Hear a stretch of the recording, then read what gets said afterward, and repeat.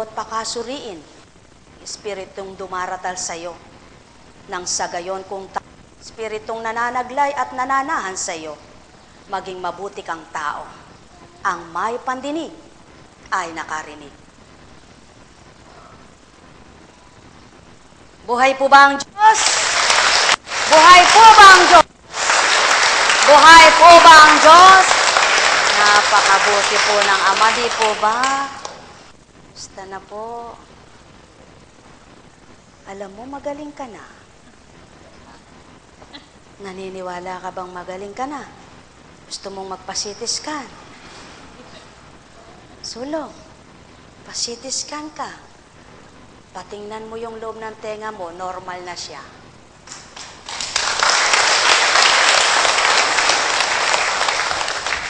Ilan kaya at ilan po pa ang papatotohanan at gagawin ng hiwaga na pagdakay lahat ay nagtiwala? Kahit laksang hiwaga at himala ang sa inyo, ito pa rin at iyalay ng Ama, pagkatao pa rin ang mananahan sa karamihang anak niya. Sapagkat di lahat ay nananahan ng Espiritong banal niya, kundi ang Espiritu ng mandaraya sa tao. Tao, mahal ko kayo, tuwiran kong tuturan.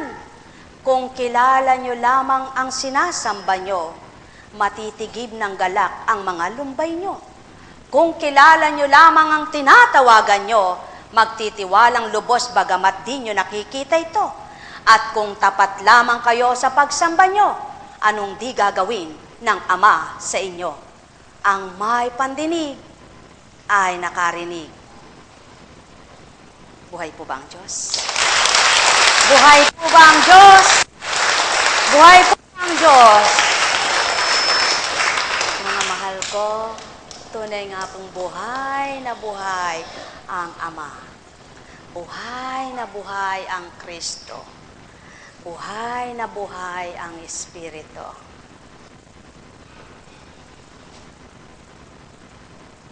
At yan, iuwi nyo na siya.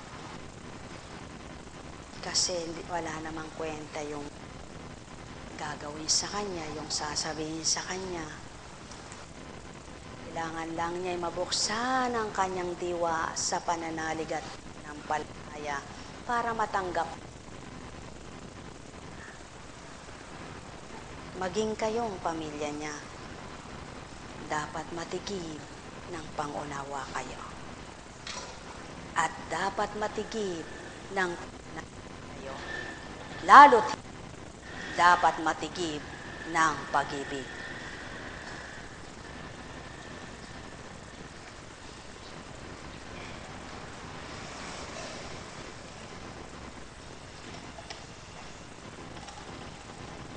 Sa dakong ito,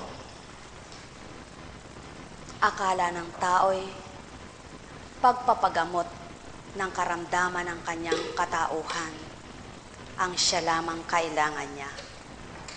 Ngunit tuwirang kong ituturan sa inyo, mga minamahal ko, mas higitin ninyong damhin at nasahin na luwa ng sumigla ang katawang lupa nyo. Sapagkat kung malakas ang Espiritong sumasa inyo, Espiritong totoo at mula sa Ama ito, may lakas din kayong makibakat labanan, karamdaman ninyong taglay. Ang may pandinig ay nakarinig.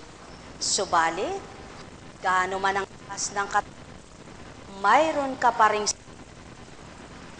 ano ka man kakisig, mayroon ka pa ring problema. Sapagkat kung ang wala sa'yo ay ang Espiritu ng Ama't gutom o hawang kaluluwa mo, walang silbi ang taglay na katawan mo, makisig kung pagmasdan ka. Ang may pandinig ay nakarinig. Kaya tao, naisin mo, nasahin mong lumusog sumigla ang kaluluwa mo, upang sa gayon, may tibay lakas tatag kang labanan ng tukso sa mundo. Muli, ang may pandinig ay nakarinig.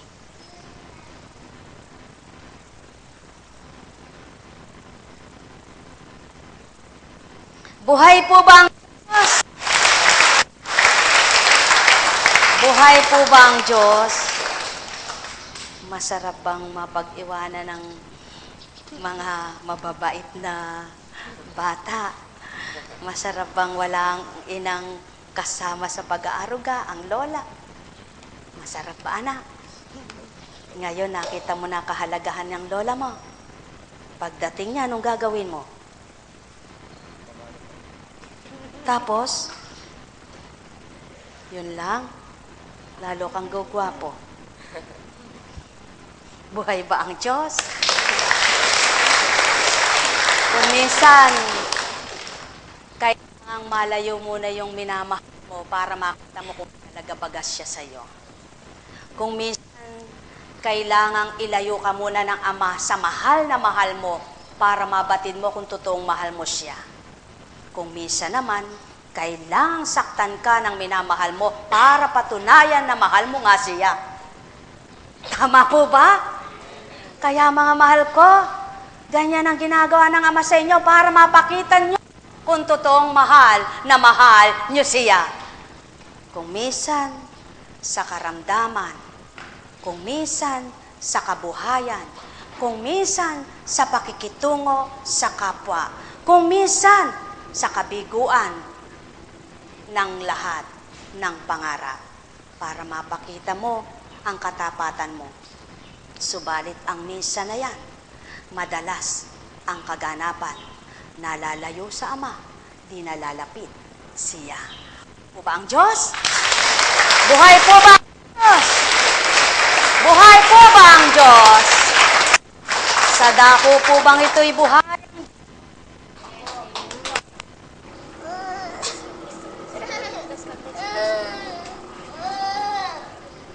Halika, tumindig ka.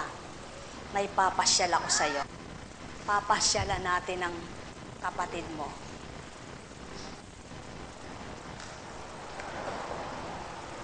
Pagmasdan mo itsura niya, gunitain mo yung itsura mo nung ikaw ay nakaganyan.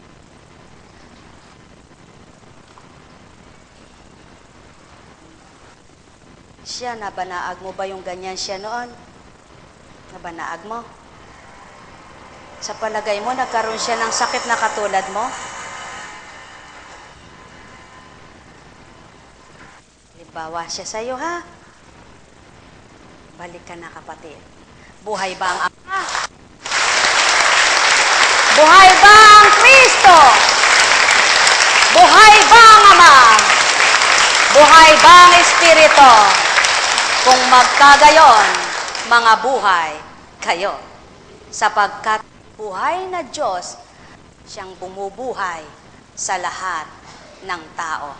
Kaya mga mahal ko, sabihin mo bawat segundo, buhay ka Ama, na sa piling ko'y damang-dama. Sa pamamagitan ng iyong Espiritu, ako'y napapagalak na aaliw mo sa kabila man ng dinaranas kong. Halimbawa ay sakit kong ito.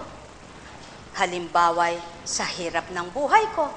Halimbawa sa dosa na ginagawa ng mahal ko. Halimbawa ay sa hanap buhay ko. Halimbawa, napakaraming halimbawa.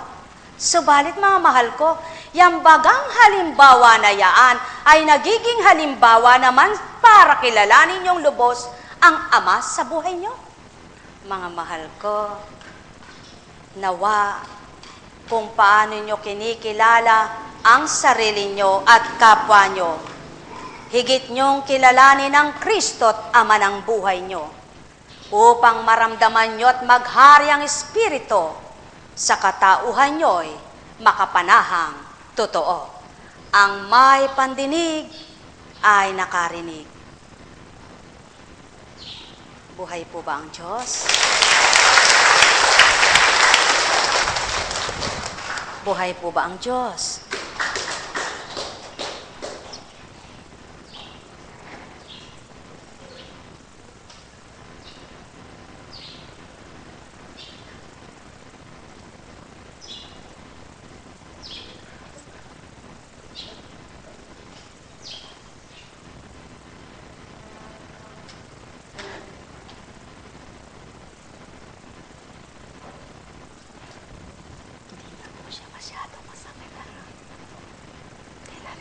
masyadong mabigat. Magaling ka bago dumating ang siyang araw. Makakapang ka ng malas.